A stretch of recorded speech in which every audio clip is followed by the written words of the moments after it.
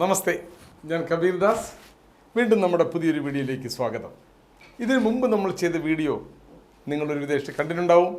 How to become an entrepreneur, എങ്ങനെ ഒരു സംരംഭകനാകാം എന്നതിനെക്കുറിച്ചൊരു video നമ്മൾ ചെയ്തിരുന്നു.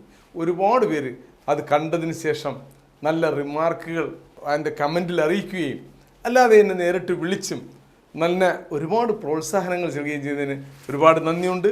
ഈ ബിസിനസ്സുമായി സംബന്ധമായി ഒരു നല്ല സംരംഭം തുടങ്ങുന്നത് പോലെ തന്നെ അതുപോലെ ഇമ്പോർട്ടൻ്റ് ആയ മറ്റൊരു കാര്യമാണ് സംരംഭം തുടങ്ങിയാൽ അത് മാർക്കറ്റ് ലീഡറായി മാറുക, മാർക്കറ്റ് പിടിച്ചടക്കുക എന്നുള്ളൊരു കാര്യം. ഹൗ ടു ഡോമിനേറ്റിംഗ് മാർക്കറ്റ്, എങ്ങനെ നമുക്ക് നമ്മുടെ മാർക്കറ്റിലൊരു ലീഡറാകാം, എങ്ങനെ നമുക്ക് യോജിക്കുന്ന ഒരു ബിസിനസ് കണ്ടുപിടിക്കാമെന്നും എന്തെല്ലാം കാര്യങ്ങൾ നമ്മളൊരു ബിസിനസ് ആരംഭിക്കുമ്പോൾ കൃത്യമായി മനസ്സിലാക്കിയിരിക്കണം എന്നും നമ്മൾ കഴിഞ്ഞ വീഡിയോയിലൂടെ മനസ്സിലാക്കി.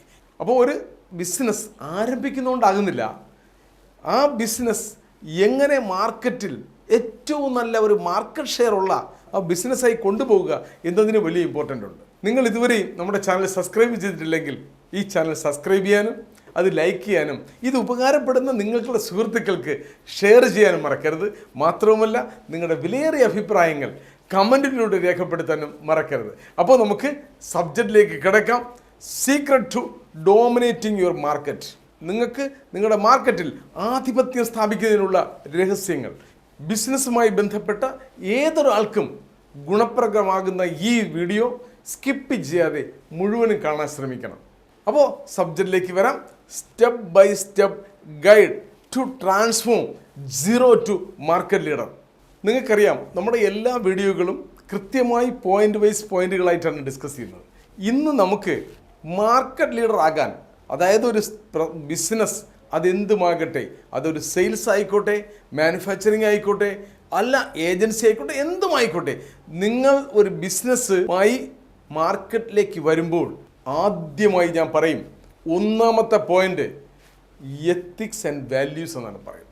ഒരു ബിസിനസ്സിലേക്ക് ചുവട് വയ്ക്കുമ്പോൾ ആദ്യമായി ശ്രദ്ധിക്കേണ്ട കാര്യമാണ് നമുക്ക് നമ്മുടെ ബിസിനസ്സിൻ്റെതായ എത്തിക്സും നമ്മുടെ ബിസിനസ്സിൻ്റെ വാല്യൂസും നമ്മൾ എന്നും കീപ്പ് ചെയ്യണം.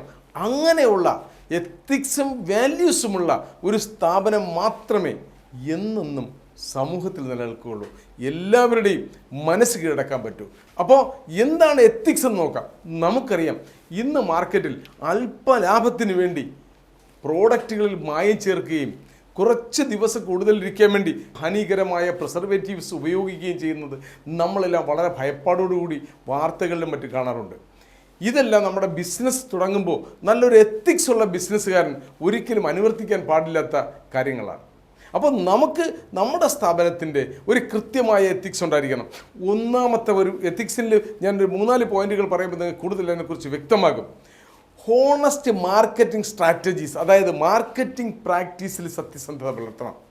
അതായത് നമുക്കില്ലാത്ത കാര്യങ്ങൾ പറഞ്ഞു നടക്കരുത്, നമുക്കുടെ പ്രോഡക്റ്റിനെ കുറിച്ച് മാത്രം പറയുക. അതായത് മാർക്കറ്റിങ്ങിൽ സത്യസന്ധത പുലർത്താൻ കഴിയണം. അതുപോലെ രണ്ടാമത്തെ പോയിന്റാണ് ഡാറ്റ പ്രൈവസി ആൻഡ് പ്രൊട്ടക്ഷൻ. നമ്മുടെ കയ്യിൽ ഒരുപാട് കസ്റ്റമർ വരികയും പർച്ചേസ് ചെയ്യുകയും, ചിലപ്പോൾ ഒരു ഉദാഹരണത്തിന് നിങ്ങളൊരു ഹോട്ടൽ ബിസിനസ് നടത്തുന്ന ആളായിരിക്കാം, നിങ്ങൾക്ക് റെസ്റ്റോറൻറ്റും ഹോട്ടലും അക്കോമഡേഷനും ഒക്കെ ഉണ്ട്. നിങ്ങളുടെ കയ്യിൽ പല ആൾക്കാരും ID പ്രൂഫായിട്ട് പല സാധനങ്ങളും നിങ്ങളുടെ കയ്യിൽ തരും. അതുപോലെ തന്നെ നിങ്ങളുടെ കയ്യിൽ ബില്ലൊക്കെ ചെയ്യുമ്പോൾ പല കസ്റ്റമറിൻ്റെ ഒരുപാട് ഡാറ്റാസ് നമ്മുടെ കയ്യിൽ വന്നെന്ന് വരും. നമ്മുടെ നിന്നും ഒരിക്കലും ഒരു തരം ഡാറ്റയും ചോർന്നു പോകാൻ പാടില്ല. അത് നമ്മുടെ ഒരു എത്തിക്സായിട്ട് നമ്മൾ കീപ്പ് ചെയ്യുന്നവരാവണം. പിന്നെ മൂന്നാമത് വേണമെങ്കിൽ ഞാൻ പറയാം, ട്രാൻസ്പെറൻസി ഓഫ് ഫിനാൻഷ്യൽ റിപ്പോർട്ടിംഗ്. പല സ്ഥാപനങ്ങൾക്കും ഇല്ലാത്തതാണ് കണക്കുകളിൽ കള്ളം കാണിക്കുക. നമ്മുടെ ഒരു എത്തിക്സാണ് നെവർ, എല്ലാ ബിസിനസ്സിൻ്റെ അക്കൗണ്ട്സിൽ കൃത്യത പാലിക്കുക, അത് ട്രാൻസ്പെറൻസി പാലിക്കുക എന്ന് പറയുന്നത് ഒരു എത്തിക്സാണ്. അങ്ങനെ എത്തിക്സ് ഉള്ള, എപ്പോഴും മറ്റുള്ളവരുടെ സ്കീമുകൾ മറ്റുള്ളവർ ചെയ്യുന്ന കണ്ടിട്ട് അത് കോപ്പി ചെയ്യുന്നത് നമ്മുടെ എത്തിക്സിന് ചേർന്നല്ല, നമ്മളങ്ങനെ ചെയ്യില്ല എന്ന് പറയത്തക്ക രീതിയിലുള്ള എത്തിക്സ് ഉള്ളൊരു സ്ഥാപനമായിരിക്കണം, ഒരു ബിസിനസ്സായിരിക്കണം നമ്മുടേത്. അതാണ് എത്തിക്സിനെ കുറിച്ച് പറയുന്നത്. അതുപോലെ തന്നെയാണ് വാല്യൂസിനെ കുറിച്ച് പറയുമ്പോൾ നമുക്ക് പറയാം, വ്യക്തികളിൽ വാല്യൂസ് ഉള്ളതുപോലെ തന്നെ പ്രസ്ഥാനങ്ങൾക്കും സ്ഥാപനങ്ങൾക്കും ബിസിനസ്സിനും അതിൻ്റേത് വാല്യൂസ് ഉണ്ടായിരിക്കണം. വ്യക്തികളുടെ വാല്യൂസിനെ കുറിച്ച് ഞാൻ പറയാം. ഏതൊരു വ്യക്തിയുടെ ആണോ ചില ഗുണങ്ങൾ മറ്റുള്ളവർ ആഗ്രഹിക്കുന്ന തരത്തിലാവുമ്പോഴാണ് അത് ആ വ്യക്തിയുടെ വാല്യൂ എന്ന് നമ്മൾ പറയുന്നത്. അതുകൊണ്ടാണ് ഞാൻ പറഞ്ഞത്, അത് നമ്മുടെ സ്ഥാപനമായാലും നമ്മുടെ പ്രോഡക്റ്റ് ആയാലും നമ്മുടെ സർവീസ് ആയാലും നമ്മുടെ എന്ത് തന്നെ ആയാലും നമുക്ക് നമ്മുടേതായ ചില വാല്യൂസ്, നമ്മൾ എന്ന് ഉയർത്തിപ്പിടിക്കുന്ന ചില വാല്യൂസ് ഉണ്ടാവണം. ഒന്നാമത്തത് ഇൻറ്റിഗ്രിറ്റി, സത്യസന്ധത. സ്ഥാപനത്തിൽ നമുക്ക് എന്ത് നഷ്ടം വന്നാലും നല്ല ഇൻറ്റിഗ്രിറ്റി ഉള്ളവരായിരിക്കണം. ആ സ്ഥാപനത്തിൻ്റെ കാര്യത്തിൽ ഇൻറ്റിഗ്രിറ്റി ഉള്ളവരൊക്കെ ആയിരിക്കണം എന്നാണ് പറയുന്നത്. രണ്ടാമത്തൊരു വാല്യൂ ആണ് കസ്റ്റമർ സെൻട്രിസിറ്റി. കസ്റ്റമറുടെ റിക്വയർമെൻ്റ് അനുസരിച്ച് പ്രവർത്തിക്കുന്ന ഒരു സ്ഥാപനം, അവരാഗ്രഹങ്ങൾക്കനുസരിച്ച് കസ്റ്റമൈസ് ചെയ്ത് ചെയ്യുന്നത്, അവരെ എപ്പോഴും കസ്റ്റമറിനെ മുൻനിർത്തി നമ്മൾ ബിസിനസ് ചെയ്യുന്നവരായിരിക്കണം. കസ്റ്റമർ സെൻട്രിസിറ്റി അതിനാണ് പറയുന്നത്. അത് നമ്മുടെ സ്ഥാപനത്തിൻ്റെ ഒരു വാല്യൂ ആണ്. അതുപോലെ കസ്റ്റമർ സർവീസ്. ചിലപ്പോൾ 10 രൂപയുടെ സർവീസ് കൊടുക്കാൻ നമുക്ക് ചിലപ്പോൾ 1000 രൂപ ചിലവഴിക്കേണ്ടി വരും.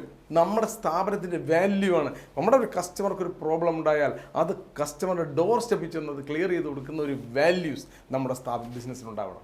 അതുകൊണ്ടാണ് ഞാൻ പറഞ്ഞത്, നമുക്കെന്നും മാർക്കറ്റ് ഷെയർ പിടിച്ചെടുക്കുന്ന, മാർക്കറ്റിൽ അറിയപ്പെടുന്ന സ്ഥാപനമായി നമുക്ക് വളർത്തിയെടുക്കണമെങ്കിൽ കൃത്യമുണ്ടായിരിക്കേണ്ട ഒന്നാമത്തെ പോയിൻ്റാണ് എത്തിക്സ് ആൻഡ് വാല്യൂസ്. ചിലപ്പോൾ നിങ്ങൾക്ക് ഇത്തരം കാര്യങ്ങളൊന്നും ഒരു ട്രെയിനിങ് സെക്ഷനിലും ഒരു മാർക്കറ്റിംഗ് ട്രെയിനിങ് സെഷനിലൊന്നും എത്തിക്സ് ആൻഡ് വാല്യൂസിനെ കുറിച്ചൊന്നും ആരും പറയില്ല. പക്ഷേ ഒരു എത്തിക്സും വാല്യൂസും കീപ്പ് ചെയ്യുന്ന ഒരു സ്ഥാപനം എന്നെന്നും ജനങ്ങളുടെ ഹൃദയത്തിലുണ്ടാവും. നിങ്ങൾ മാർക്കറ്റ് പിടിച്ചടക്കും, യാതൊരു സംശയമില്ല. നമുക്ക് രണ്ടാമത്തെ പോയിന്റിലേക്ക് കിടക്കാം. മാർക്കറ്റ് മനസ്സിലാക്കണമെങ്കിൽ രണ്ടാമത്തെ പോയിന്റ് മാർക്കറ്റ് സ്റ്റഡി ചെയ്യുക എന്നുള്ളതാണ്. മാർക്കറ്റിനെ കൃത്യമായി പഠിക്കണം. അത് മാർക്കറ്റിനെ പഠിക്കുന്നത് കൃത്യമായ മാർക്കറ്റ് റിസർച്ച് ചെയ്ത് തന്നെ ആവണം, മാർക്കറ്റിൻ്റെ സ്റ്റഡി ചെയ്ത് തന്നെ ആവണം. മാർക്കറ്റിനെ മനസ്സിലാക്കേണ്ടത്, കസ്റ്റമറിൻ്റെ നീഡ് മനസ്സിലാക്കാൻ നമുക്ക് കഴിയണം. അത് മാർക്കറ്റ് സർവേ കൂടെയാണ് സംഭവിക്കുന്നത്. കസ്റ്റമറിൻ്റെ ബൈയിങ് ബിഹേവിയർ നമ്മൾ മനസ്സിലാക്കണം. കസ്റ്റമർ ക്രെഡിറ്റ് വാങ്ങുന്ന ആളാണോ, ഇൻസ്റ്റാൾമെൻറ്റ് സിസ്റ്റത്തിലാണോ നമ്മുടെ പ്രോഡക്റ്റ് വാങ്ങുന്നത്, ഈ രീതിയിലുള്ള ബൈയിങ് ബിഹേവിയർ ഉണ്ട് കസ്റ്റമറിൻ്റെ. അത് നമുക്ക് മനസ്സിലാക്കാൻ കഴിയണം. അതുപോലെ തന്നെ കസ്റ്റമർ മൈൻഡ് സെറ്റ് മനസ്സിലാക്കുന്നത് പോലെ, കസ്റ്റമറിൻ്റെ ബൈയിങ് ബിഹേവിയർ മനസ്സിലാക്കുന്നത് പോലെ ഇമ്പോർട്ടൻ്റ് ആണ് കോമ്പറ്റീറ്ററിൻ്റെ ബിസിനസ് സ്ട്രാറ്റജി മനസ്സിലാക്കുക എന്നുള്ളത്. നമ്മുടെ സെയിം പ്രോഡക്റ്റ് അല്ലെങ്കിൽ നമ്മുടെ സെയിം സർവീസ് ചെയ്യുന്ന നമ്മുടെ കോമ്പറ്റീറ്റർ, അവരുടെ ബിസിനസ് സ്ട്രാറ്റജികൾ മനസ്സിലാക്കുക. അത് മാർക്കറ്റ് സ്റ്റഡി കൂടെ മനസ്സിലാക്കേണ്ടതാണ്. നമുക്ക് കൃത്യമായ ഒരു ഡാറ്റ അനാലിസിസ് നമ്മുടെ കയ്യിൽ ഉണ്ടാവണം. ബിസിനസ്സിൻ്റെ ട്രാക്ക് ചെയ്യാൻ നമുക്ക് കഴിയണം.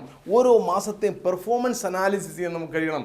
ഏത് മാസങ്ങളിലാണ് സെയിൽസ് വരുന്നത് നമുക്കറിയാം. നമ്മളൊക്കെ കേരളീയരിൽ എപ്പോഴും ആഗസ്റ്റ്, സെപ്റ്റംബർ, ഒക്ടോബർ എന്ന് പറയുന്നൊരു ബൈയിങ് മന്താണ്.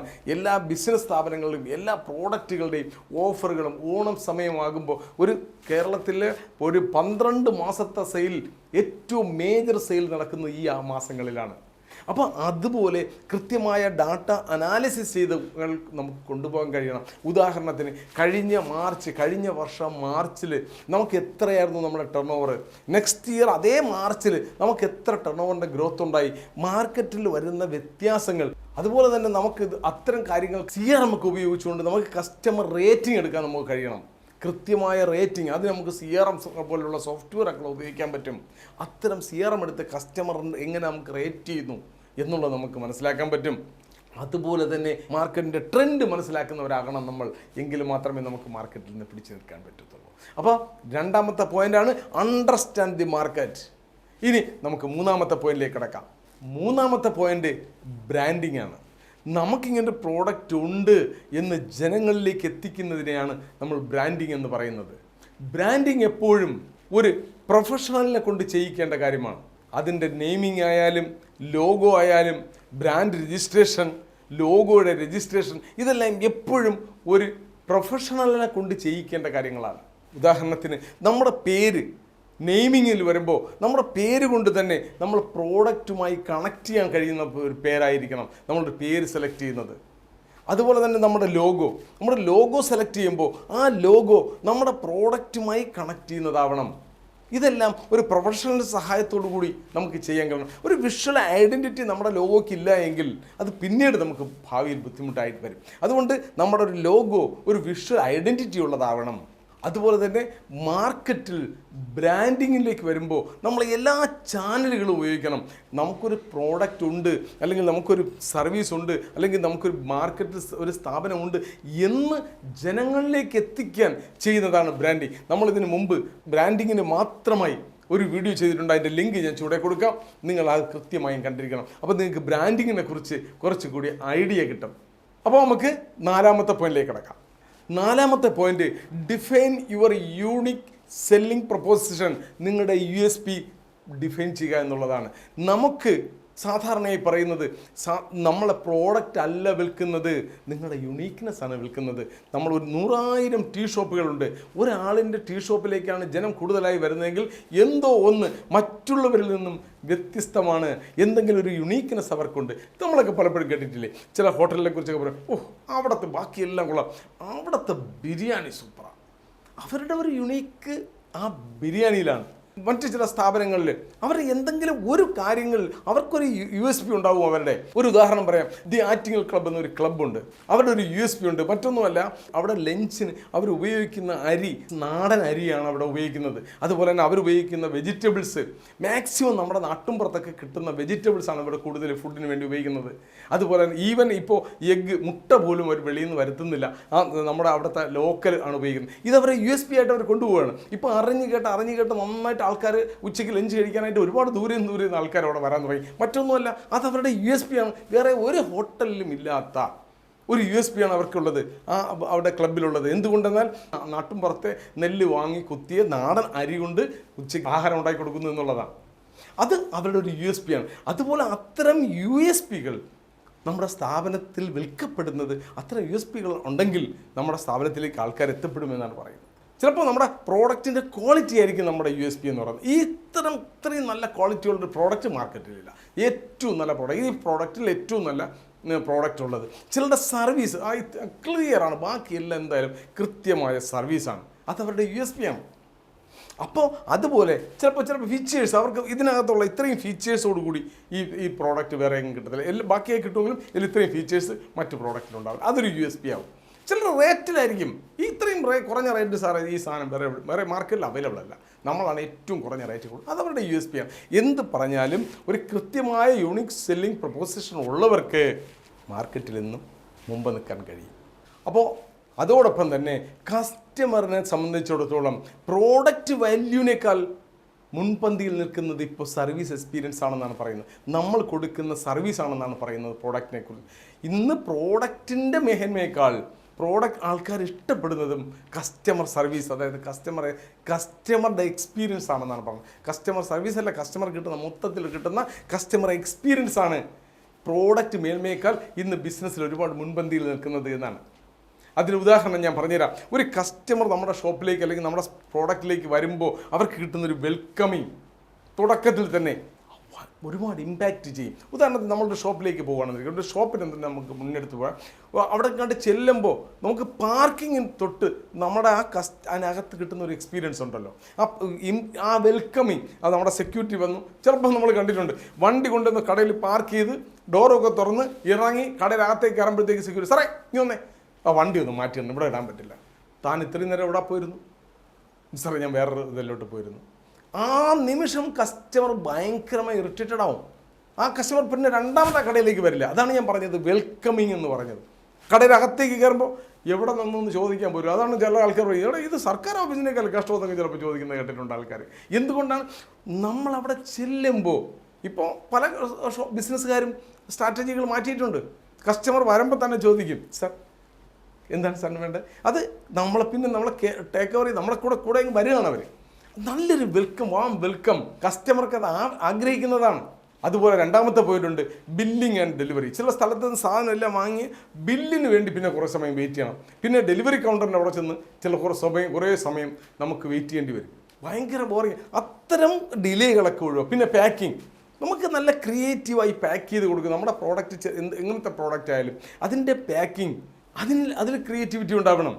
ഇനി ഏറ്റവും വലിയ ഒരു കാര്യമുണ്ട്, കസ്റ്റമർക്ക് കിട്ടുന്ന ഒരു ഇമോഷണൽ എക്സ്പീരിയൻസ്, അത് കൊടുക്കുന്നത് നമ്മുടെ സെയിൽസ് ടീമാണ്. ഞാൻ പലപ്പോഴും പറയും, സെയിൽസ് ടീമിനെ കൃത്യമായി നിങ്ങൾ സെയിൽസ് ടീമിന് ട്രെയിനിങ് കൊടുക്കണമെന്ന്. മറ്റൊന്നുമല്ല, ആ സെയിൽസ് ടീമിൻ്റെ ഇടപെടലുകളാണ് കസ്റ്റമറിനൊരു വൗ ഫീലിംഗ് കിട്ടുന്നതും ആ കസ്റ്റമർക്ക് നമ്മുടെ സ്ഥാപനത്തിൽ ഒരു ഇമോഷണൽ എക്സ്പീരിയൻസ് കിട്ടുന്നത്. അദ്ദേഹത്തിന് കൊള്ളാം, കടയിൽ വന്ന സാധനം അത് കൊടുക്കുന്നത് വേറെ ആരുമല്ല, ആ സെയിൽസ് ടീമാണ്. അതുകൊണ്ടാണ് ഞാൻ പലപ്പോഴും പറയുന്നത്, സെയിൽസ് ടീമിന് നിങ്ങൾ കൃത്യമായി ട്രെയിനിങ് കൊടുക്കണം. ഇനി ഏറ്റവും വലിയ ഇമ്പോർട്ടൻറ്റ്, വളരെ പ്രധാനപ്പെട്ട ഒരു കാര്യമാണ് ടേൺ അറൗണ്ട് ടൈം. ഞാൻ എല്ലായിടത്തും പറയും, മനുഷ്യൻ ഏറ്റവും കൂടുതൽ ഇന്ന് വിലപ്പെട്ടത് ലോകത്തേക്ക് ഏറ്റവും അമൂല്യമായ വസ്തു എന്ന് പറയുന്നത് സമയമാണ്. ബാക്കി എല്ലാ കാര്യങ്ങളും നമുക്ക് ഉണ്ടാക്കിയെടുക്കാം. ആ സമയത്തെ നമ്മൾ ഏറ്റവും കൂടുതൽ വില കൽപ്പിക്കുന്നവരാവണം.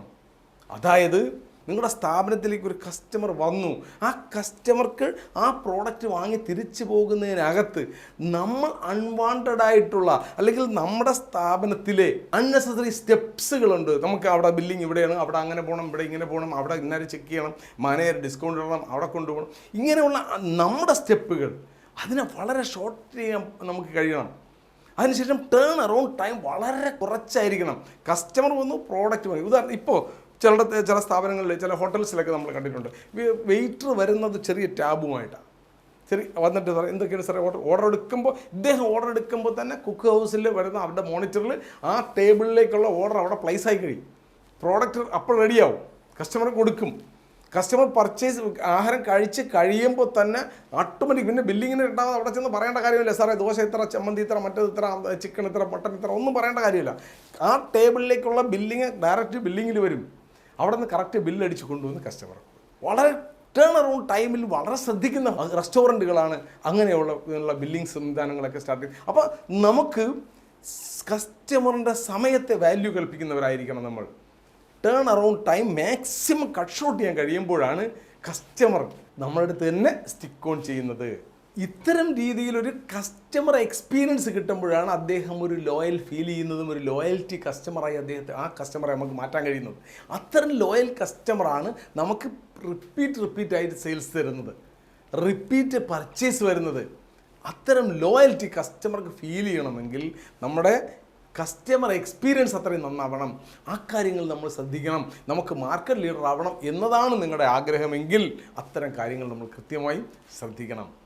അതുപോലെ തന്നെ ഇതിനോട് ചേർത്ത് കസ്റ്റമർ എക്സ്പീരിയൻസിൻ്റെ കൂടെ ചേർത്ത് പറയേണ്ട ഒരു കാര്യം കൂടെയുണ്ട്. എപ്പോഴും കസ്റ്റമറിൻ്റെ ഫീഡ്ബാക്ക് എടുക്കാൻ നമ്മൾ ശ്രമിക്കണം. ഉദാഹരണത്തിന് നമ്മുടെ സെയിൽസ് ടീം നല്ല ട്രെയിൻഡായ സെയിൽസ് ടീം ആണെങ്കിൽ, സാർ ഇതിന് മുമ്പ് വന്നിട്ടുണ്ടല്ലോ അല്ലേ? ഞാൻ വന്നിട്ടുണ്ടായിരുന്നു. എന്താണോ കസ്റ്റമറിൻ്റെ ഫീഡ്ബാക്ക്, സാർ അത് എടുക്കാൻ ഇതിൻ്റെ കൂടെ സെയിൽസിൻ്റെ കൂടെ കസ്റ്റമറിൻ്റെ ഒരു ഫീഡ്ബാക്ക് എടുക്കാൻ ആ സെയിൽസ് ടീമിന് കഴിയണം. അത് മുകളിലോട്ട് പറയാൻ കഴിയണം. എന്നിട്ട് ആ കസ്റ്റമർ പോസിറ്റീവ് ആക്കണം. നിങ്ങൾ അതുകൊണ്ടല്ലേ ഞാൻ വീണ്ടും വന്നത്, നിങ്ങളുടെ അന്നത്തെ സർവീസ് എന്തെങ്കിലും കസ്റ്റമറിന് പരാതി ഉണ്ടോ എന്ന് മനസ്സിലാക്കാൻ ആ സെയിൽസ് ടീം എഫിഷ്യൻ്റായ ഒരു സെയിൽസിനാണെങ്കിൽ, സെയിൽസ് ഗേൾ അല്ലെങ്കിൽ സെയിൽസ്മാൻ ആണെങ്കിൽ കൃത്യമായും കഴിയും. അന്ന് വാങ്ങിയ പ്രോഡക്റ്റിനെ കുറിച്ചോ നമ്മുടെ സർവീസിനെ കുറിച്ചോ സാറിന് എന്തെങ്കിലും പരാതി ഉണ്ടോ എന്ന് മനസ്സിലാക്കാൻ ആ സെയിൽസിന് കഴിയും. അങ്ങനെ കൃത്യമായും കസ്റ്റമർ ഫീഡ്ബാക്ക് എടുക്കുകയും അതനുസരിച്ച് കണ്ടിന്യൂസായി നമ്മളെ തന്നെ മാറ്റി നമ്മൾ അതിന് വേണ്ടുന്ന രീതിയിൽ ചേഞ്ചുകൾ വരുത്താനും നമ്മൾ ശ്രമിച്ചാൽ നമ്മൾ നമ്പർ 1 ആകുന്നതിൽ നിന്നും മാർക്കറ്റിൻ്റെ ടോപ്പ് ആകുന്നതിൽ നിന്നും നമ്മൾ ആരും പുറകോട്ട് വലിക്കില്ല. അപ്പോൾ നമുക്ക് പോയിന്റ് നമ്പർ 5 കിടക്കാം. 5ാമത്തെ പോയിന്റ് ബിൽഡ് സ്ട്രാറ്റജിക് പ്ലാൻ എന്നാണ് പറയുന്നത്. മറ്റൊന്നുമല്ല, നമ്മുടെ പ്രോഡക്റ്റ് ആൻഡ് സെയിൽസിൽ നമുക്ക് എന്തെങ്കിലും സ്ട്രാറ്റജിക്കൽ പ്ലാനുകൾ എന്തെങ്കിലും ചെയ്യണമോ, എന്തെങ്കിലും ചെയ്യാൻ കഴിയുമോ എന്ന് സ്റ്റഡി ചെയ്യുകയും അതനുസരിച്ച് പ്ലാനുകൾ ഉണ്ടാക്കുകയും ചെയ്യണം. അതിന് ഉദാഹരണമായി ഞാൻ കൊളാബറേറ്റ് വിത്ത് അതർ ബിസിനസ്, മറ്റേതെങ്കിലും ബിസിനസ്സുമായി കൊളാബറേറ്റ് ചെയ്യാൻ പറ്റുന്ന ആണോ നമ്മുടെ പ്രോഡക്റ്റ്. ഉദാഹരണത്തിന് കൺസ്ട്രക്ഷൻ ഫീൽഡിലൊക്കെ ബിസിനസ് ആണെങ്കിൽ മറ്റ് നമുക്കില്ലാത്ത പ്രോഡക്റ്റുകൾ വിൽക്കുന്നവരുമായി നമുക്ക് കൊളാബറേറ്റ് ചെയ്യാൻ പറ്റുമോ എന്ന് ചിന്തിക്കുകയും അവരുമായി കൊളാബറേറ്റ് ചെയ്യാനും പറ്റണം. മറ്റ് ഓർഗനൈസേഷനുകളുമായി ബന്ധപ്പെട്ടൊക്കെ നമ്മൾ ബിസിനസ് കൊളാബറേറ്റ് ചെയ്യാൻ പറ്റുന്നതാണെങ്കിൽ, ഉദാഹരണത്തിന് ലയൺസ് ക്ലബ്സ് ഇൻ്റർനാഷണലൊക്കെ ഒരുപാട് സേവനങ്ങളൊക്കെ ചെയ്യുന്നതാണ്. നമ്മുടെ പ്രോഡക്റ്റ് എന്ന് പറഞ്ഞാൽ കുടയാണെന്നിരിക്കട്ടെ, നമുക്ക് അവരുമായി ബന്ധപ്പെട്ട് അവർ കുട്ടികൾക്കൊക്കെ ഫ്രീ ആയി വർഷം തോറും ഈ റെയിനി സീസണൊക്കെ ആകുമ്പോൾ അവരവരുടെ അംബർലയൊക്കെ ഡിസ്ട്രിബ്യൂട്ട് ചെയ്യാറുണ്ട്. അവരുമായി സംസാരിച്ചിട്ട്, സാർ നിങ്ങൾക്ക് ഒരു ചെറിയ ഡിസ്കൗണ്ട് റേറ്റിൽ സാറ് സേവനമായിട്ടാണ് ചെയ്യുന്നത് ലയൺസ് ക്ലബ്സ്, അതുകൊണ്ട് അവർക്ക് നമ്മളും കുറച്ച് ഡിസ്കൗണ്ടൊക്കെ ചെയ്ത് നിങ്ങളുടെ ലോഗോയൊക്കെ അടിച്ച് നമുക്ക് ചെയ്യാൻ പറ്റും. അങ്ങനെ അത്തരം കൊളാബറേഷനുകൾ ജോയിൻറ്റ് വെഞ്ചറായിട്ട് ചെയ്യാൻ പറ്റുന്നുണ്ടോ, ട്രേഡ് ഫെയറുകളൊക്കെ കണ്ടക്ട് ചെയ്യാൻ പറ്റുമോ, ഇങ്ങനെയുള്ളതിനെക്കുറിച്ച് കണ്ടിന്യൂസ് ആയിട്ട് സ്റ്റഡി ചെയ്യുകയും അതനുസരിച്ച് നമ്മളെ ബിസിനസ്സിനെ മുകളിലേക്ക് കൊണ്ടുപോകാൻ എപ്പോഴും ചിന്തിക്കുന്നവരായിരിക്കണം. Build strategical plans, sales plans എന്നാണ് പറയുന്നത്. അതുപോലെ തന്നെയാണ് ഇൻഫ്ലുവൻസേഴ്സ്. നമുക്കറിയാം, ഈ ബിൽഡിംഗ് മെറ്റീരിയലൊക്കെ സെയിൽസ് ചെയ്യുന്നവരാണെങ്കിൽ അതിൻ്റെ കോൺട്രാക്ടർമാരെ, അവരുടെ എഞ്ചിനീയേഴ്സിനെ, അതിൻ്റെ ലേബേഴ്സിനെയൊക്കെ വിളിച്ച് മീറ്റിംഗ് ഒക്കെ വിളിച്ച് കൂട്ടാറുണ്ട്. എന്നിട്ട് അവർക്ക് ഡെമോ ഒക്കെ കൊടുത്ത് പോകാൻ നേരത്ത് അവർക്ക് നല്ലൊരു ചെറിയ കൊച്ചു ഗിഫ്റ്റൊക്കെ കൊടുത്ത് ഇൻഫ്ലുവൻസേഴ്സ്, നമുക്കറിയാം ഇന്നത്തെ പ്രോഡക്റ്റുകളെല്ലാം ആ ഇൻഫ്ലുവൻസർ ത്രൂ ആണ് മാർക്കറ്റ് നടക്കുന്നത്. അവരുമായി നല്ലൊരു ബന്ധമുണ്ടെങ്കിൽ നമ്മുടെ ബിസിനസ്സിനെ കൂടുതൽ നമുക്ക് ഉയരങ്ങളിലേക്ക് കൊണ്ടുപോകാൻ പറ്റും. അത്തരം കാര്യങ്ങൾ ചെയ്യാൻ പറ്റുമോ എന്ന് നമ്മൾ സ്റ്റഡി ചെയ്തുകൊണ്ടിരിക്കണം. അതുപോലെ തന്നെ മറ്റ് മാർക്കറ്റിംഗ് മറ്റുള്ളവരുമായി പാർട്ണർഷിപ്പൊക്കെ ചേർന്നുകൊണ്ട് ബിസിനസ്സിൽ മാത്രം സെയിൽസ് പാർട്ണർഷിപ്പ് മാത്രം ചേർന്നുകൊണ്ട് ബിസിനസ്സിനെ എക്സ്പാൻഡ് ചെയ്യാൻ, മറ്റ് സ്ഥലങ്ങളിലേക്ക് എക്സ്പാൻഡ് ചെയ്യാനുള്ള ഒരു തിങ്കിങ്, ഒരു പ്ലാനിങ്, നമുക്ക് ബിസിനസ് സ്ട്രാറ്റജികൾ, പ്ലാനുകൾ ഉണ്ടാകണം. അതായിരുന്നു നമ്മൾ 5ാമത്തെ പോയിന്റ്. അടുത്ത പോയിന്റിലേക്ക് വരാം. പോയിന്റ് നമ്പർ 6, എനിക്ക് ഏറ്റവും പ്രിയപ്പെട്ടതും പല ആൾക്കാരും ഇഗ്നോർ ചെയ്യുന്നതുമായ പോയിന്റാണ് ആ point number 6. Sales and marketing ടീമിന് കൊടുക്കുന്ന ട്രെയിനിങ്ങുകളെ കുറിച്ചാണ് പറയുന്നത്. ഞാൻ ട്രെയിനിങ്ങിനെ കുറിച്ച് പറയുന്നത്, നമ്മുടെ സ്റ്റാഫിന് ഇത്രത്തോളം ട്രെയിനിങ് നൽകൂ, ആര് വേണമെങ്കിലും ഡബിൾ സാലറി കൊടുത്ത് അയാളെ കൊണ്ടുപോയിക്കോട്ടെ എന്നാണ് ഞാൻ പറയുന്നത്. അത്രത്തോളം എഫിഷ്യൻ്റ് ആക്കണം. നമ്മൾ അവിടെ നിന്ന് കിട്ടുന്നതിൻ്റെ ഡബിൾ സാലറി കൊടുത്ത് കൊണ്ടുപോയാലും അവൻ പറയും ഒരു നഷ്ടമില്ല, അവന് ഡബിൾ സാലറി എടുത്ത് കൊണ്ടുപോകാം. അവൻ ചോദിക്കാൻ അതൊരു വിരോധാഭാസമല്ലേ? നമ്മൾ പൈസ കൊടുത്ത് ട്രെയിനിങ് ചെയ്യും, പൈന വേറെ ആരെങ്കിലും കൊണ്ടുപോകും. അതിനോട് ചേർത്ത് വേറൊരു കാര്യം കൂടി പറയും. എന്താണെന്നറിയോ? 4 ഇരട്ടി ശമ്പളം കൊടുത്താലും നമ്മളെ വിട്ട് പോകാത്ത രീതിയിൽ അത്രത്തോളം അവന് സ്നേഹവും കൊടുക്കണമെന്നാണ് പറയുന്നത്. നമ്മുടെ സ്റ്റാഫിനെ അത്രത്തോളം നമ്മൾ കൂടെ നിർത്തണം, സ്നേഹം കൊടുത്ത് കൂടെ നിർത്തണം. 2 ഇരട്ടിയല്ല 4 ഇരട്ടി ശമ്പളം കൊടുത്താലും പറയും നോ സർ, എനിക്ക് എൻ്റെ കമ്പനി തന്നെയാണ് നല്ലത്, ഞാൻ എൻ്റെ കമ്പനി വിട്ട് വരില്ല എന്ന് പറയുന്ന രീതിയിൽ അത്രത്തോളം ചേർത്ത് നിർത്താൻ നമുക്ക് കഴിയണം. അങ്ങനെയായിരിക്കണം നമ്മളെ സെയിൽസ് ടീമും മാർക്കറ്റ് ടീമും. കൃത്യമായ ട്രെയിനിങ്ങുകൾ അവർക്ക് ട്രെയിനിങ് നൽകുന്ന കാര്യത്തിൽ വളരെ വളരെ ഇമ്പോർട്ടൻസ് ആയിട്ടൊരു കാര്യമാണ് സെയിൽസ് ടീമിനും മാർക്കറ്റിംഗ് ടീമിനും ട്രെയിനിങ്ങുകൾ നൽകുക എന്ന് പറയുന്നത്. സെയിൽസ് ടീമിന് കൃത്യമായ ഇഫക്റ്റീവ് സെല്ലിംഗ് ടെക്നിക്സ്, എങ്ങനെയാണ് സെൽ ചെയ്യാനുള്ളതിൻ്റെ ടെക്നിക്കുകൾ കൃത്യമായി അവർക്ക് ട്രെയിനിങ്ങിലൂടെ നൽകുക. പ്രോഡക്റ്റിനെ കുറിച്ച് കൃത്യമായ നോളജ് സെയിൽസ് ടീമിനുണ്ടായിരിക്കണം. എന്ത് കസ്റ്റമർ ചോദിച്ചാലും കൃത്യമായ മറുപടി പറയാൻ അവർ എഫിഷ്യൻ്റ് ആയിരിക്കണം നമ്മളെ സെയിൽസ് ടീമിന് കസ്റ്റമർ ഫീഡ്ബാക്ക് എടുക്കാൻ കഴിയണം. കസ്റ്റമറെ എങ്ങനെ എൻഗേജ് ചെയ്യാം, കസ്റ്റമറെ എങ്ങനെ കൂടെ നിർത്താം, അവരെ എങ്ങനെ റോയൽ കസ്റ്റമർ ആക്കാം എന്ന സ്ട്രാറ്റജികൾ, അപ്സെല്ലിംഗ് ടെക്നിക്ക്, ക്രോസ് സെല്ലിംഗ് ടെക്നിക്ക്, ഇതൊക്കെ പഠിപ്പിച്ച് നല്ല സെയിൽസ് ഫോഴ്സ് ഉണ്ടാക്കണമെന്നാണ് പറയുന്നത്. സെയിൽസുകാരെ പറയുന്നത് സെയിൽസ് ഫോഴ്സ് എന്നാണ് പറയുന്നത്. നല്ലൊരു സെയിൽസ് ഫോഴ്സ് ഉണ്ടെങ്കിൽ നമ്മുടെ ബിസിനസ് ഗ്രോ ചെയ്യുന്നത് നമ്മൾ പോലും അറിയില്ല. അതുപോലെ തന്നെയാണ് ഇമ്പോർട്ടൻ്റ് ആണ് മാർക്കറ്റിംഗ് ടീമിൻ്റെ ക്രിയേറ്റീവായി അവർക്ക് ട്രെയിനിങ് കൊടുത്തു കഴിഞ്ഞാൽ അവർ നമ്മുടെ ബ്രാൻഡ് ഐഡൻറ്റിറ്റി ഭയങ്കരമായി ഉയരത്തിൽ കൊണ്ടുവരും. നമ്മളെ ബ്രാൻഡ് ഐഡൻറ്റിറ്റി നമ്മളെ അറിയാത്ത ആരുമില്ല. നല്ല നമ്മുടെ മാർക്കറ്റിംഗ് ടീം ഉണ്ടെങ്കിൽ അവർക്ക് എങ്ങനെയാണ് ബ്രാൻഡ് ഐഡൻറ്റിറ്റി ഇമ്പ്രൂവ് ചെയ്യുക, എങ്ങനെയാണ് ROI റിട്ടേൺ ഓൺ ഇൻവെസ്റ്റ്മെൻറ്റ്, എങ്ങനെ ROI ഇമ്പ്രൂവ് ചെയ്യാം എന്നതിനെക്കുറിച്ച് അവർക്ക് നല്ല ട്രെയിനിങ്ങുകൾ കൊടുക്കുക. മാർക്കറ്റ് ക്യാമ്പയിൻ സെയിൽസ് സപ്പോർട്ടിന് വേണ്ടിയുള്ള മാർക്കറ്റിംഗ് ക്യാമ്പയിനുകൾ ചെയ്യാൻ നമ്മുടെ മാർക്കറ്റിംഗ് ടീമിനെ പ്രാപ്തരാക്കാൻ പറ്റും. അത്തരം സ്പെസിഫിക് ആയിട്ടുള്ള ടാർഗറ്റ് ഓഡിയൻസിനെ കോണ്ടാക്ട് ചെയ്യാൻ വേണ്ടി ആ മാർക്കറ്റിംഗ് ടീമിന് എങ്ങനെയാണ് നമ്മുടെ ടാർഗറ്റ് ഓഡിയൻസിലേക്ക് എത്തിപ്പെടുക എന്നതിനെക്കുറിച്ച് അവർക്ക് ട്രെയിനിങ് കൊടുക്കാൻ പറ്റും. അതുകൊണ്ട് സെയിൽസ് ടീമിനും മാർക്കറ്റിംഗ് ടീമിനും നല്ല കൃത്യമായ ട്രെയിനിങ് കൊടുത്ത് ഒരു നല്ല സ്ട്രോങ് ടീം നമ്മളെ കൂടെ നിർത്തിയാൽ നമ്മൾ മാർക്കറ്റിൽ എന്ന് നമ്പർ 1 ആയി തുടരാൻ കഴിയും. അപ്പോൾ ഇനിയാണ് 7ാമത്തെ പോയിന്റ് ഞാൻ പറയുന്നത് ഡിസൈൻ തിങ്കിങ് എന്നാണ്. നമ്മുടെ ചിന്തകൾ എപ്പോഴും അഡ്വാൻസ് തിങ്കിങ് ഉള്ളതായിരിക്കണം, ഡിസൈൻ തിങ്കിങ് ഉള്ളതായിരിക്കണം. ഏറ്റവും വലിയ ഉദാഹരണം നിങ്ങൾക്ക് എല്ലാം അറിയാവുന്നൊരു ഉദാഹരണം പറയാം. മറ്റാരുമല്ല, നമ്മുടെ ഇന്ദുലേഖ എന്നൊരു ഓയിൽ ഉണ്ടായിരുന്നു. ഈ ഇന്ദുലേഖ ഇതിനു മുമ്പ് ഏതെങ്കിലും ഒരു ഓയിൽ കമ്പനി കുപ്പിയുടെ അടപ്പല്ലാതെ വേറെ എന്തെങ്കിലും ശ്രദ്ധിച്ചോ? ഇന്ദുലേഖ അതിൻ്റെ അടപ്പിൽ ഒരു കോമ്പ് സെറ്റ് ചെയ്തു. അടപ്പ് വെച്ച് ആ കോമ്പ് വെച്ച് ഇങ്ങനെ മുടി കോമ്പ് ചെയ്യുമ്പോൾ ആ ഓരോ ഇതിൽ നിന്നും അതിൻ്റെ ഓയിൽ വരാൻ തുടങ്ങും. ഒരു ഡിസൈൻ തിങ്കിങ് ആണത്. അതുപോലെ തന്നെ നമ്മൾ കണ്ടു ഒരു വട ബട്ടർ എന്ന് പറഞ്ഞിട്ട് വടയുണ്ടാക്കുന്ന മാവ് വിൽക്കുന്ന ഒരു കമ്പനി ഉഴുന്നുവട ഉണ്ടാക്കുന്നതിന് ഹോൾ ഇടുന്നതിന് പകരം അത് എത്ര ക്രിയേറ്റീവായിട്ടാണ് അതിൻ്റെ പാക്കിങ് അവരുണ്ടാക്കിയത്. അതാണ് ക്രിയേറ്റീവ് തിങ്കിങ്. അതുപോലെ തന്നെ നമുക്ക് പറയാം Oral-B എന്ന് പറയുന്ന ടൂത്ത് ബ്രഷ് കമ്പനി ഒരുപാട് കാലം അവരെ മാർക്കറ്റിൽ കുട്ടികളിലേക്ക് എത്തിപ്പെടാൻ അവർ ഒരുപാട് ബുദ്ധിമുട്ടി. കാര്യം കുട്ടികളെല്ലാം ബ്രഷ് ഇങ്ങനെയല്ല പിടിക്കുന്നത്, ഇങ്ങനെയാണ് ബ്രഷ് പിടിക്കുന്നത് കുഞ്ഞുങ്ങൾ. അപ്പോൾ അവർക്ക് കുഞ്ഞുങ്ങൾ ആ ബ്രഷ് വെച്ച് ഇങ്ങനെ പിടിച്ചിട്ട് ഇങ്ങനെ ആക്കുമ്പോൾ പല്ല് മുറിയും. അപ്പോൾ അവരതിനെ ഡിസൈൻ മാറ്റി കുട്ടികളുടെ ബ്രഷിൻ്റെ നോക്കണം എപ്പോഴും ഹാൻഡിൽ വലിയ കനത്ത ഹാൻഡിലേക്ക് നല്ല പിടിക്കാൻ പറ്റുന്ന ചെറിയ ബ്രഷ്. അതപ്പോൾ ആ കുട്ടികൾ അത് ഹോൾഡ് ചെയ്യാൻ പറ്റി.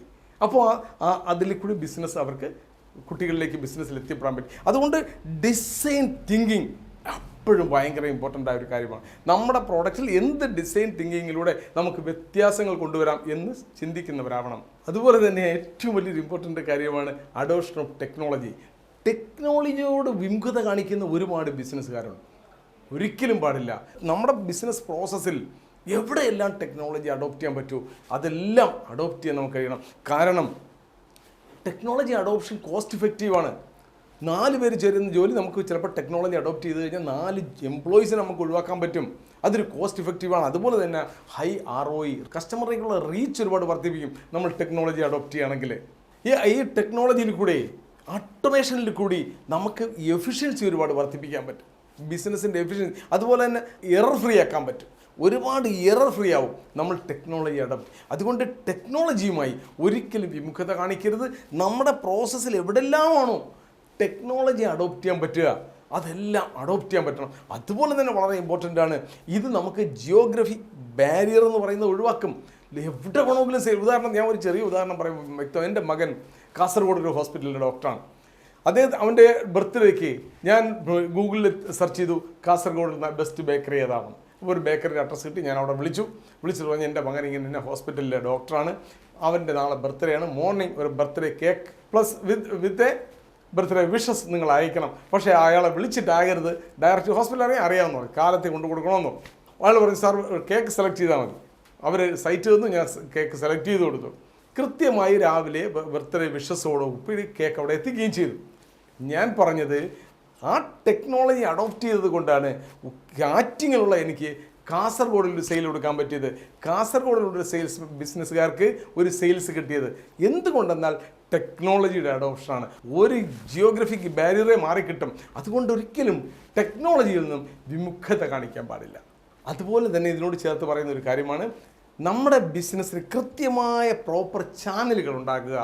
എവിടെ നിന്നാണോ പ്രോഡക്റ്റാണ്, ഇന്ന് സെയിൽസ് ആണെങ്കിലും എന്താണെങ്കിലും കൃത്യമായ ഓരോരുത്തരും ചെയ്യേണ്ട വർക്കുകൾ കൃത്യമായി അസൈൻ ചെയ്ത് വർക്കിനൊരു ഫ്ലോ, ഒരു ഓട്ടോമേറ്റഡ് ഒരു ഓട്ടോമേറ്റഡ് പ്രോസസ്സിൽ കൂടെ നടക്കുന്നതായിരിക്കണം. കൃത്യമായ SOPs ഉണ്ടാവണം. സ്ഥാപനത്തിന് അവരുടേതായ കൃത്യമായ സ്റ്റാൻഡേർഡ് ഓപ്പറേറ്റിംഗ് പ്രൊസീജിയർ ഉണ്ടാകുക തന്നെ വേണം. ഇനി ഞാൻ ബിസിനസ്സിനെ കുറിച്ച് നമ്മുടെ അവസാനത്തേതും 8ാമത്തേതുമായ പോയിൻ്റാണ് റേസ് മെത്തേഡ്. മറ്റൊന്നുമല്ല, ഞാൻ പറയുന്ന ഈ മെത്തേഡ് ബിസിനസ്സുകാർ 100% പാലിച്ചാൽ ആ ബിസിനസ് ഒരു കാരണവശാലും പുറകോട്ട് ചിന്തിക്കേണ്ടി വരില്ല.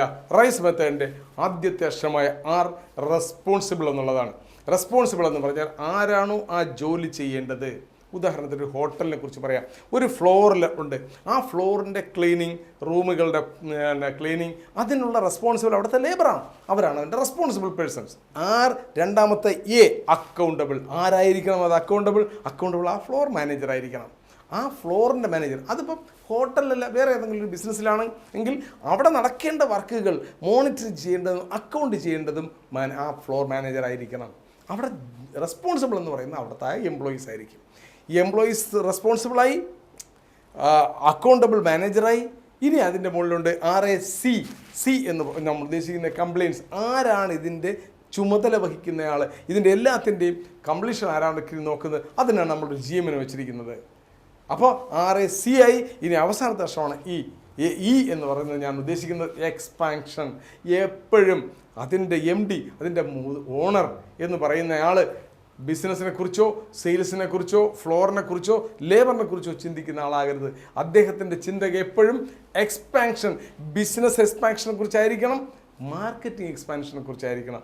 ആ മെത്തേഡ് നിങ്ങൾ സ്വീകരിക്കുമെങ്കിൽ, ആ റേസ് മെത്തേഡിലാണ് നിങ്ങളുടെ ബിസിനസ് പോകുന്നതെങ്കിൽ നിങ്ങൾക്ക് എപ്പോഴും ബിസിനസ്സിൽ ഗ്രോത്തിനെ കുറിച്ചും ബിസിനസ് എക്സ്പാൻഷനെ കുറിച്ചും മാർക്കറ്റിംഗ് എക്സ്പാൻഷനെ കുറിച്ചും നിങ്ങൾക്ക് ചിന്തിക്കാൻ സമയം കിട്ടും. അല്ലാതെ മാനേജറെ നോക്കാനും ജോലിക്കാർ ജോലി ചെയ്യുന്നുണ്ടോ നോക്കുക അല്ല ഒരു MDയുടെ പണി. അങ്ങനെയുള്ള റൈസ് മെത്തേഡിൽ കൂടി നിങ്ങൾ പോവുകയാണെങ്കിൽ നിങ്ങൾക്ക് ബിസിനസ്സിനെ മറ്റൊരു ലെവലിലേക്ക് എത്തിക്കാൻ കഴിയും എന്നതിൽ യാതൊരു സംശയവുമില്ല. കൃത്യമായ ഒരു ഗോൾ സെറ്റ് ചെയ്തുകൊണ്ട്, കൃത്യമായ KPIs പ്ലാൻ ചെയ്തുകൊണ്ട്, ഓരോരുത്തർക്കും ചെയ്യേണ്ട വർക്കുകൾ അസൈൻ ചെയ്തുകൊണ്ട്, നല്ല സ്ട്രാറ്റജിക്കൽ സെയിൽസ് പ്ലാൻ ഉണ്ടാക്കിക്കൊണ്ട് ഒരു ബിസിനസ് മുമ്പോട്ട് പോവുകയാണെങ്കിൽ, അങ്ങനെ ചെയ്യുകയാണെങ്കിൽ നിങ്ങൾ മാർക്കറ്റ് ലീഡർ ആകുന്നതെന്നും നിങ്ങളെ ആർക്കും പിന്നിലേക്ക് നയിക്കാൻ കഴിയില്ല. നമ്മൾ പറഞ്ഞ ഈ 8 പോയിന്റുകളും മനസ്സിലാക്കി പ്രവർത്തിക്കാൻ നിങ്ങൾക്ക് തയ്യാറായാൽ നിങ്ങളെ മാർക്കറ്റ് ലീഡർ ആകുന്നതിൽ നിന്നും ആർക്കും പുറകോട്ട് നയിക്കാൻ കഴിയില്ല. അതോടൊപ്പം ഈ വീഡിയോ തുടക്കം മുതൽ അവസാനം വരെ കണ്ടതിന് വളരെയധികം നന്ദിയുണ്ട്.